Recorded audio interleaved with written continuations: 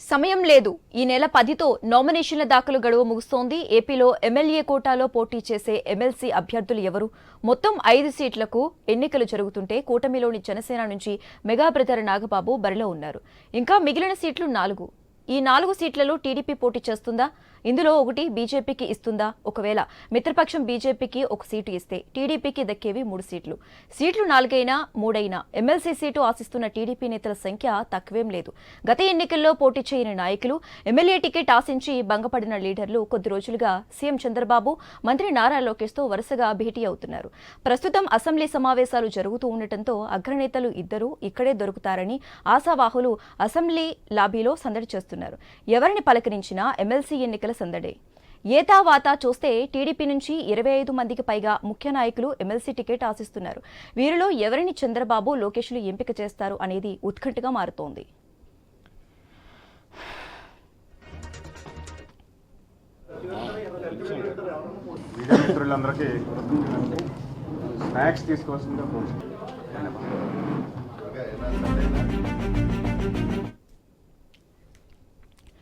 TDP నుంచి ఒక MLC seat Vangaveeti రాధాకృష్ణకు ఇస్తారని ప్రచారం జరుగుతోంది. అప్పుడు మిగతా అభ్యర్థులు ఎవరు? ఓసీలకు ఇస్తారా? బీసీలకు పట్టం కడతారా? ఎస్సీలకు ఛాన్స్ దక్కుతుందా? ఇదే పెద్ద చర్చ. అయితే బీజేపీ నుంచి సోము వీర్రాజుకు ఛాన్స్ ఇవ్వాలనే ప్రతిపాదన వచ్చిందని చర్చ నడుస్తోంది. ఆర్ఎస్ఎస్ కూడా సోము వీర్రాజుకు బలంగా మద్దతు ఇస్తుందని సమాచారం. అయితే టీడీపీ అధిష్టానం సోము వీర్రాజు పేరుపై కొంత తర్జనా భర్జన పడుతుందని చెబుతున్నారు. జనసేన నుంచి నాగబాబు, టీడీపీ కోట వంగవీటి రాధాకృష్ణ ఇద్దరు కాపు సామాజిక వర్గానికి చెందినవారే.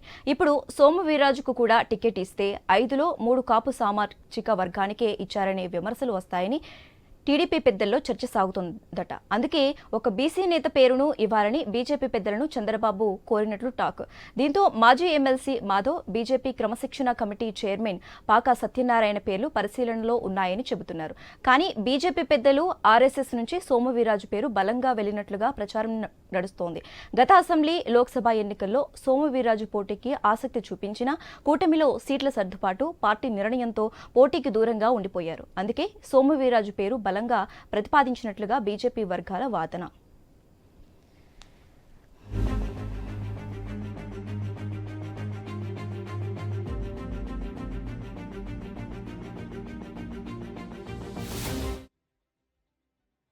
ఇటీవల జరిగిన పట్టభద్రుల ఎమ్మెల్సీ ఎన్నికల్లో ఒక సీటును బీజేపీ ఆశించింది. ఉభయ గోదావరి జిల్లాల సీటును బీజేపీ అడిగింది.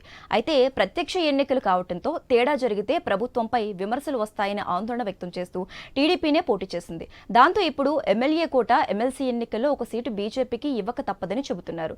ఇటీవల ఢిల్లీ పర్యటనలో కేంద్ర హోంమంత్రి అమిత్ షాతో సీఎం చంద్రబాబు భేటీ అయ్యారు. ఈ సందర్భంగా ఎమ్మెల్యే కోట ఎమ్మెల్సీ సీటుపై చర్చకు వచ్చినట్టు తెలుస్తోంది. అలాగే విజయసాయిరెడ్డి రాజీనామాతో ఖాళీ అయిన సీటు గురించి కూడా ప్రస్తావనకు వచ్చిందట. ఆ రాజ్యసభ సీటును బీజేపీ ఇవ్వటానికి చంద్రబాబు ఓకే అన్నట్టు టాక్. వాస్తవానికి ఎంపీలతో ఎవరు రాజీనామా చేయిస్తే ఆ పార్టీయే పోటీ చేయాలనే ఒప్పందం కూటమి పార్టీల మధ్య ఉందని తెలుస్తోంది. ఆ విధంగా విజయసాయిరెడ్డితో బీజేపీ పెద్దలే రాజీనామా చేయించారని, అందుకే ఆ సీటులో బీజేపీనే పోటీ చేస్తుందని అనుకుంటున్నారు. అదే నిజమైతే బీజేపీ నుంచి ఏపీకి చెందిన నాయకుడు కాకుండా ఉత్తరాది నుంచి లీడర్ను బీజేపీ పెద్దలు డంప్ చేస్తారని సమాచారం.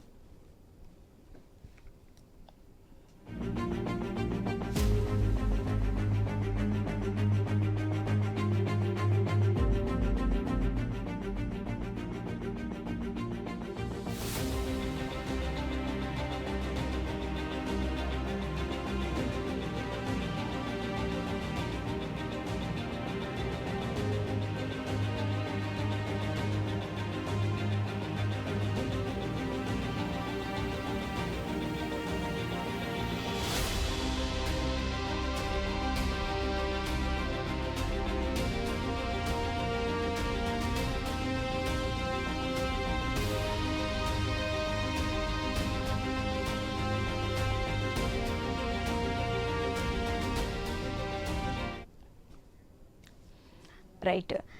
ఏపీలో ఎమ్మెల్యే కోట ఎమ్మెల్సీ అభ్యర్థుల గురించి మోర్ అప్డేట్స్ రాజమండ్రి నుంచి గణేష్ లైవ్ ద్వారా అందిస్తారు. గణేష్. అంటే ఆంధ్రప్రదేశ్ శాసనసభలో 5 ఎమ్మెల్సీ స్థానాలు ఖాళీ కావడం జరిగింది. వాటి భర్తీ కోసం ప్రస్తుతం కూటమి పార్టీలు అన్ని కూడా కసరత్తు చేస్తున్నాయి.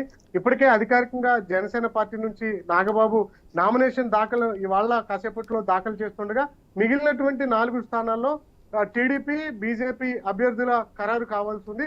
దానికోసం ఈ 2 పార్టీలు కసరత్తు చేస్తున్నాయి. అయితే బీజేపీకి ఇస్తారా లేదనేది మాత్రం ఇక్కడ ఒక క్వశ్చన్ మార్క్ గానే చూడాల్సి ఉంది. 4 స్థానాల్లో కూడా తెలుగుదేశం పార్టీ నాయకుల్ని నియమించాలన్న ఆలోచనలో తెలుగుదేశం పార్టీ నాయకులు ఉన్నారు. ఎందుకంటే ఆంధ్రప్రదేశ్ లో 26 జిల్లాలు ఉన్నాయి. గత ఎన్నికల్లో 26 జిల్లాల్లో కూడా చాలా మంది తెలుగుదేశం పార్టీ సీనియర్ నాయకులకు టికెట్ ఇవ్వలేదు. మిగిలినటువంటి జనసేన బీజేపీ కోసం వారు సీట్లను త్యాగం చేశారు. ఇదే క్రమంలో ఎవరైతే పెండింగ్ లో ఉన్నటువంటి టీడీపీ సీనియర్ నాయకులు ఉన్నారో వారికి ఎమ్మెల్సీ స్థానాల్లో అవకాశం కల్పిస్తారన్న ఆశాభావంలో దాదాపు జిల్లాకు ఒక నాయకుడు చెప్పిన 25 మందికి పైగానే ఆశావాహులు ఈ ఎమ్మెల్సీ 4 స్థానాల కోసం ఎదురు చూస్తూ ఉన్నారు. ఇప్పటికే ఏవైతే 5 ఎమ్మెల్సీలు గడువు ముగిసిందో వారు కూడా మరొక ఛాన్స్ ఇస్తారన్న ఆలోచనలో వారు కనిపిస్తున్నారు. అటు అశోక్ బాబు కావచ్చు, లేదంటే డి రామారావు కావచ్చు, బిటి నాయుడు కావచ్చు, వీరంతా కూడా మరొక ఛాన్స్ ఇస్తారన్న ఆలోచనలో ఉన్నారు. కానీ వారికి ఛాన్స్ ఇచ్చేటువంటి అవకాశాలు కనిపించట్లేదు. ఎందుకంటే జనసేన నుంచి నాగబాబుకి ఇప్పటికే ఖరారు చేశారు. అదేవిధంగా విజయవాడ వంగవీటి మోహన్ రంగా కుమారుడు ఎవరైతే ఉన్నారో అతనికి ఇచ్చేటువంటి అవకాశం కనిపిస్తుంది. అదే విధంగా పిఠాపురం నుంచి పవన్ కళ్యాణ్ కు ఈ టికెట్ ఇవ్వడంతో వర్మకు ఇక్కడ ఎమ్మెల్సీగా టికెట్ ఇస్తారన్న ఆశాభావంలో వర్మ కూడా కనిపిస్తూ ఉన్నారు. అదే విధంగా దేవినేని ఉమామహేశ్వరరావుతో పాటు అటు గుంటూరు జిల్లాలో ఉన్నటువంటి పెదకూరపాడు నియోజకవర్గం శ్రీధర్ బాబు కూడా టికెట్ ఆశిస్తున్నారు. అదే విధంగా మాజీ ఎమ్మెల్యేలుగా ఉన్నటువంటి పీతల సుజాత, అదే విధంగా కొంతమంది అలా టికెట్లు అంటే ఎమ్మెల్సీ స్థానానికి పోటీ చేసేందుకు ఆశాభావం చూపిస్తున్నారు. ఈ పేర్లన్నింటినీ కూడా చంద్రబాబు, నారా లోకేష్ పరిశీలన చేస్తున్నారు. మరొక వైపు బీజేపీ కూడా ఈ ఎమ్మెల్సీ స్థానంలో ఒక స్థానాన్ని ఆశిస్తూ ఉన్నారు. ఎందుకంటే మాజీ ఎమ్మెల్సీ మాధవ్ తో పాటు సోము వీర్రాజు కూడా ఈ పోటీలో ఉన్నట్లుగా తెలుస్తుంది. మొన్న జరిగినటువంటి ఉభయ గోదావరి జిల్లాల గ్రాడ్యుయేట్ ఎమ్మెల్సీ ఎన్నికల్లో ఇక్కడ ప్రత్యక్షంగా పోటీ చేశారు. ఇక్కడ బీజేపీ నాయకులు కూడా టికెట్ ఆశించారు. కానీ ప్రత్యక్ష ఎన్నికలు కావడంతో బీజేపీ నాయకులకు టికెట్ ఇచ్చేందుకు తెలుగుదేశం పార్టీ సుముఖత వ్యక్తం చేయలేదు. ఇక్కడ తెలుగుదేశం పార్టీ అభ్యర్థి పేరాబొత్తుల రాజశేఖర్ పోటీ చేసి గెలుపొందడం జరిగింది. అయితే ఇప్పుడు ఎమ్మెల్యే కోట కాబట్టి ఖచ్చితంగా 5 ఎమ్మెల్సీ స్థానాల్లో కూటమి అభ్యర్థులకు గెలిచే అవకాశం ఉంది. అందువల్ల ఒక స్థానాన్ని అంటే గత ఎన్నికల్లో రాజమండ్రి నుంచి ఎంపీ అభ్యర్థిగా సోము వీర్రాజు టికెట్ ఆశించారు. కానీ ఇక్కడ బీజేపీ అధ్యక్షురాలు పురంధేశ్వరి పోటీ చేయడంతో సోము వీర్రాజుకి అవకాశం లేకుండా పోయింది. ఇప్పుడు మరొకసారి ఎమ్మెల్సీగా భర్తీ స్థానాలు ఏవైతే ఉన్నాయో వాటికి అవకాశం రావడంతో సోము వీర్రాజు కూడా అంటే ఇక్కడ ఆశిస్తూ ఉన్నారు. కానీ ఆల్రెడీ నాగబాబు కాపు సామాజిక వర్గం కావడం, అదే విధంగా వంగవీటి మోహన్ రంగ కుమారుడు కూడా కాపు సామాజిక వర్గమే కావడంతో ఈ కాపులకు ఇచ్చేటువంటి కోటాలో సోము వీర్రాజుకి ఇస్తారా లేదనేది చూడాల్సి ఉన్నటువంటి పరిణామం. అదేవిధంగా ఓసీలు, బీసీలు, ఎస్సీలు ఇలాంటి సామాజిక వర్గాల్లో కూడా సమీకరణాల ప్రకారం చంద్రబాబు, నారా లోకేష్ ఈ టికెట్ల భర్తీ కోసం చర్చలు జరుపుతున్నారు. వాస్తవంగా సోమవారంతో ఎమ్మెల్సీల నామినేషన్ గడువు ప్రక్రియ ముగుస్తుంది. ఇంకా సమయం లేదు. వాళ్ళు శుక్రవారం, ఈ శని ఆదివారం 2 రోజుల్లో ఉండడం జరిగింది. ఇప్పటి వరకు ఎమ్మెల్సీ అభ్యర్థుల లిస్ట్ అయితే తెలుగుదేశం పార్టీ ఖరారు చేయలేదు. తెలుగుదేశం పార్టీ ఎవరి అభ్యర్థులను ఖరారు చేయబోతుంది అనేది ఉత్కంఠంగా మారింది. ఎందుకంటే ఒకవేళ తమకు అంటే ఎమ్మెల్సీగా ఏదైనా పేరు ప్రకటించకపోతే నాయకులు కొంత ఆందోళనకు దిగేటువంటి అంటే ఆందోళన మునిగిపోయేటువంటి అవకాశం కనిపిస్తుంది. అలాంటి ఆందోళన ఉన్నటువంటి నాయకులకు భవిష్యత్తులో కార్పొరేషన్ చైర్మన్ గా నియమిస్తామని చెప్పి చంద్రబాబు, లోకేష్ హామీ ఇస్తున్నట్లుగా సమాచారం అయితే అందుతోంది. ఈ 5 ఎమ్మెల్సీల స్థానాలే కాదు, మరొక వైపు మనం చూస్తే ఇటీవల రాజ్యసభ స్థానానికి విజయసాయిరెడ్డి రాజీనామా చేశారు. ఆ రాజీనామా చేసినటువంటి స్థానంలో కూడా ఒకరు భర్తీ కావాల్సి ఉంది. కూటమి పార్టీలు 3 కూడా పోటీ పడుతున్నాయి. అందులో బీజేపీకే ఎక్కువగా ఇక్కడ స్థానం లభించేటువంటి అవకాశం కనిపిస్తుంది. అందులో నుంచి ఆంధ్రప్రదేశ్ నుంచి కాకుండా ఉత్తరాది నుంచి బీజేపీ ఈ స్థానాన్ని భర్తీ చేస్తుందన్న చర్చ ప్రధానంగా నడుస్తుంది. ఎందుకంటే ఢిల్లీ ఇటీవల చంద్రబాబు వెళ్ళడం జరిగింది, అమిత్ షాతో సమావేశమయ్యారు. ఈ అమిత్ షాతో సమావేశమైనటువంటి సందర్భంలోనే ఆంధ్రప్రదేశ్ లో ఉన్నటువంటి 5 ఎమ్మెల్సీలు విజయసాయిరెడ్డి రాజీనామా చేసినటువంటి బీజేపీ ఒక రాజ్యసభ సభ్యత్వం సంబంధించినటువంటి ఒక స్థానం, ఈ 6 స్థానాలకు సంబంధించి అమిత్ షాతో చంద్రబాబు చర్చలు జరిపారు. ఈ రాజ్యసభ స్థానంలో బీజేపీకి అవకాశం కనిపిస్తుంది. ఈ ఎమ్మెల్సీల స్థానంలో మాత్రం 4-1 ఆల్రెడీ నాగబాబు వాళ్ళు నామినేషన్ వేస్తారు కాబట్టి మిగిలినటువంటి 4 స్థానాల్లో 3 టీడీపీ 1 బీజేపీ అని చెప్పి బయటకు సమాచారం వస్తోంది. అయితే టీడీపీ అభ్యర్థులు ఎక్కువగా ఉండడంతో ఈ 4వ స్థానంలో బీజేపీకి ఉంటుందా, లేదంటే ఆ 4 ఎమ్మెల్సీ స్థానాన్ని కూడా టీడీపీ భర్తీ చేస్తుంది అనేది మాత్రం చూడాల్సి ఉంది. Okay right, thank you Ganesh.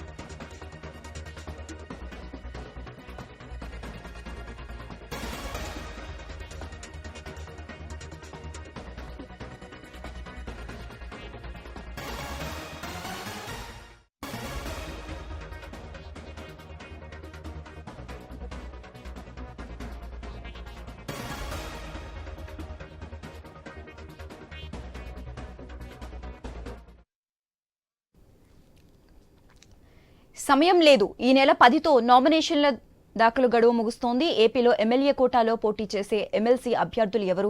మొత్తం 5 సీట్లకు ఎన్నికలు జరుగుతుంటే కూటమిలోని జనసేన నుంచి మెగా బ్రదర్ నాగబాబు బరిలో ఉన్నారు.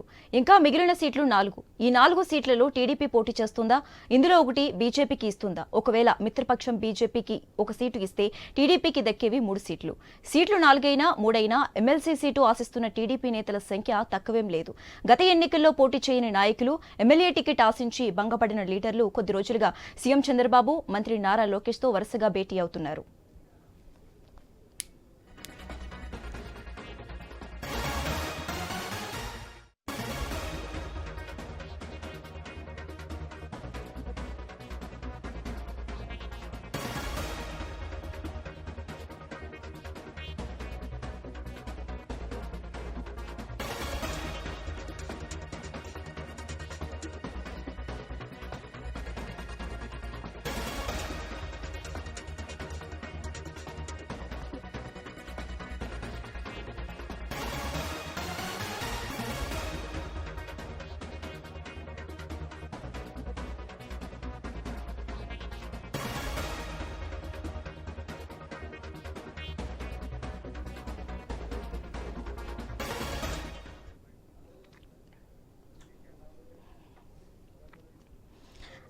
రైట్, ఏపీలో ఎమ్మెల్యే కోట అలాగే ఎమ్మెల్సీ అభ్యర్థులకు సంబంధించి మోర్ అప్డేట్స్ విజయవాడ నుంచి హరీష్ లైవ్ ద్వారా అందిస్తారు. హరీష్.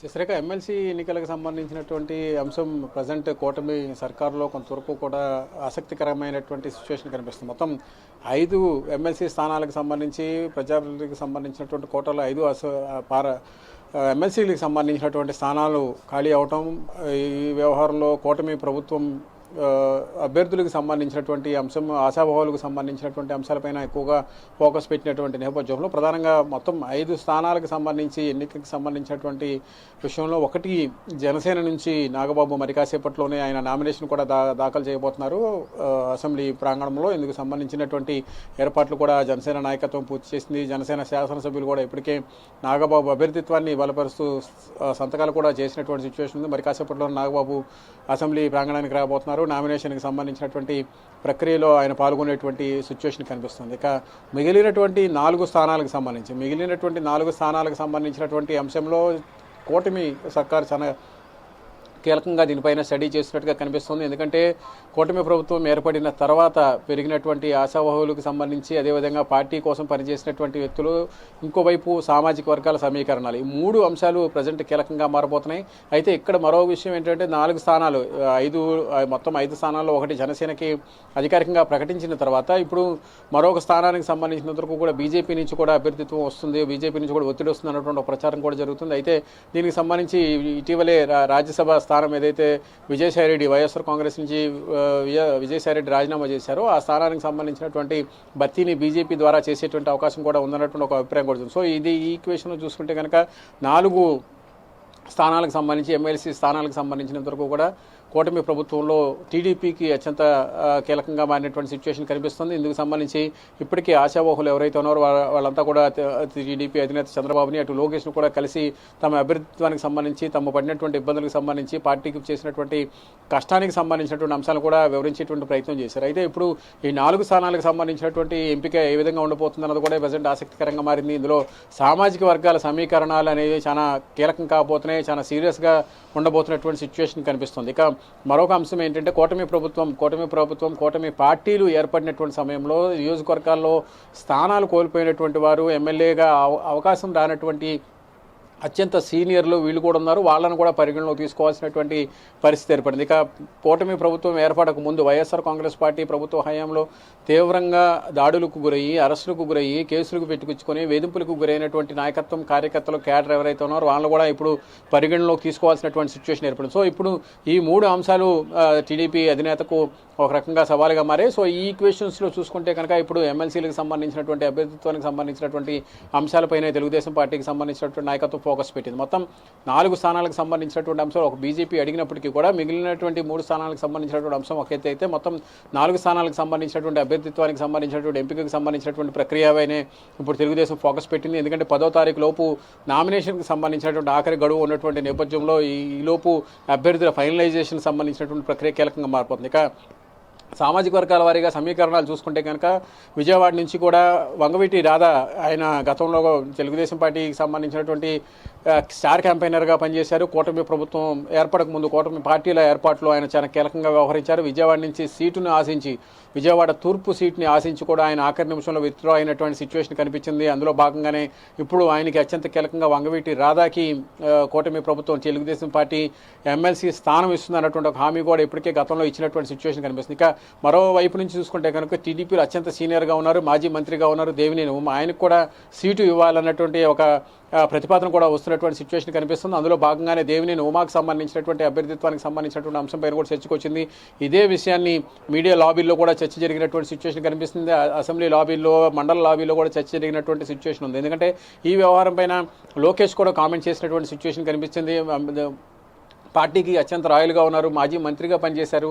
కూటమి పార్టీల ఏర్పాటుకు సంబంధించినటువంటి అంశంలో మైలవరంకు సంబంధించినటువంటి అసెంబ్లీ సెగ్మెంట్ను కూడా ఆయన వదులుకోవాల్సి వచ్చింది. అక్కడ వైసీపీ నుంచి వచ్చినటువంటి వసంత కృష్ణప్రసాద్కి స్థానం కల్పించడం కోసం దేవినేని ఉమా తన పార్టీ ఇచ్చినటువంటి ఆదేశాల మేరకు పక్కకు తప్పుకోవాల్సినటువంటి సిచ్యువేషన్ ఏర్పడింది. అత్యంత సీనియర్గా ఉన్నటువంటి దేవినేని ఉమా మాజీ మంత్రిగా కూడా పనిచేశారు. పార్టీలో ఒకానొక దశలో నెంబర్ 2గా వ్యవహరించారు దేవినేని ఉమా కూడా. ఆయనకి సంబంధించినటువంటి అభ్యర్థిత్వం పైన కూడా చర్చ జరుగుతున్నటువంటి సిచ్యువేషన్ కనిపిస్తుంది. అయితే ఇటు వంగవీటి రాధాకి, ఇటు దేవినేని ఉమాకి సీటు ఇవ్వటం అంటే విజయవాడ పార్లమెంటు పరిధిలో ఉన్నటువంటి ఎన్టీఆర్ జిల్లాకు సంబంధించినటువంటి లిమిట్స్లోని ఇద్దరికి సీటు ఇచ్చేటువంటి అవకాశం పైన అయితే కొంతవరకు కూడా సాధ్యాసాధ్యాలపైన కూడా చర్చ జరుగుతున్నటువంటి సిచ్యువేషన్ కనిపిస్తుంది. ఇక మిగిలినటువంటి 2 స్థానాలకు సంబంధించినందుకు కూడా బీసీ సామాజిక వర్గం, అదేవిధంగా ఎస్సీ ఎస్టీ సామాజిక వర్గాలకు సంబంధించినటువంటి నాయకత్వానికి ప్రాధాన్యత ఇచ్చేటువంటి అంశాలపైన కూడా ఎక్కువగా తెలుగుదేశం పార్టీ ఫోకస్ పెట్టినట్టుగా చెప్తున్నారు. ఇంకోవైపు బీజేపీ నుంచి ఒకవేళ బీజేపీ కనుక ఎమ్మెల్సీ స్థానం ఇవ్వాల్సి వస్తే అక్కడ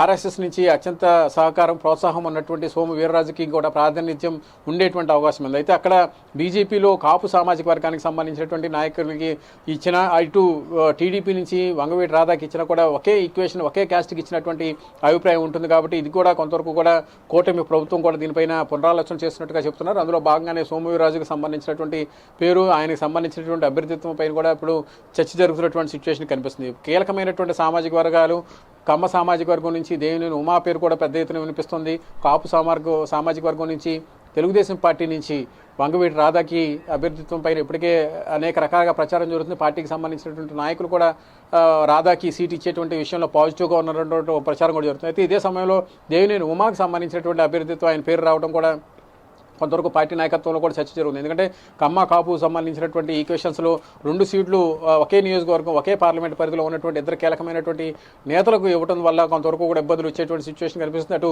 బీజేపీ సీటు తీసుకుంటే కనుక అదే కాపు సామాజిక వర్గం నుంచి సోమవీర్రాజుకి సీటు ఇచ్చేటువంటి అవకాశం ఉందన్నట్టు ఒక ప్రచారం కూడా జరుగుతుంది. ఇందుకు సంబంధించి ఆర్ఎస్ఎస్ బ్యాక్గ్రౌండ్తో ఆర్ఎస్ఎస్ మద్దతుతో ఉన్నటువంటి సోమవీర్రాజు మొదటి నుంచి కూడా పార్టీకి చాలా రాయల్గా పనిచేశారు, రాష్ట్ర అధ్యక్షులుగా కూడా పనిచేశారు. పార్టీకి బీజేపీ పార్టీని సంస్థాగతంగా నిర్మాణం చేయడంలో కూడా బీజేపీకి సంబంధించినటువంటి నాయకత్వం, ఆర్ఎస్ఎస్కి సంబంధించినటువంటి భావజాలంతో ఆయన మొదటి నుంచి ఒకే పార్టీని నమ్ముకున్నటువంటి వ్యక్తి కాబట్టి బీజేపీ నుంచి సోము వీర్రాజుకి అవకాశం దక్కేటువంటి ఒక పరిస్థితి ఉన్నటువంటి ఒక ప్రచారం కూడా జరుగుతుంది. మొత్తం మీద ఇప్పుడు జరుగుతున్నటువంటి ఎమ్మెల్సీకి సంబంధించినటువంటి స్థానాలకు సంబంధించినటువంటి అంశాలు ఇప్పటి వరకు చూసుకుంటే కనుక ఒకే ఒక స్థానానికి సంబంధించినటువంటి క్లారిటీ వచ్చింది. నాగబాబుకి సంబంధించినటువంటి అభ్యర్థిత్వం ఈ విషయం పైన గతంలోనే స్వయంగా ముఖ్యమంత్రి నారా చంద్రబాబు నాయుడు లిఖితపూర్వకంగా కూడా ఆయన నాగబాబు పేరుని ప్రతిపాదించారు. ఆయనకు సంబంధించినటువంటి పేరును ఎమ్మెల్సీగా ఎంపిక చేస్తున్నా ఆయనకు మంత్రి పదవి కూడా ఇస్తామన్నటువంటి ఒక ప్రచారం కూడా జరుగుతుంది. ఇప్పుడు జరుగుతున్నటువంటి సమీకరణాల్లో కాసేపట్లో నాగబాబు నామినేషన్ అయిపోతున్నారు. 10వ తేదీ నుంచి నామినేషన్కి సంబంధించినటువంటి గడువు ముగిసేటువంటి సిచ్యువేషన్ కనిపిస్తున్నటువంటి నేపథ్యంలో అటు సామాజిక వర్గాలకి ఇటు విధేయతకి కూడా ఎవరికి ఛాన్స్ దక్కుతుందన్నది కూడా వేచి చూడాల్సినటువంటి సిచ్యువేషన్ ఏర్పడింది. Sasirekha. Okay right, thank you Harish.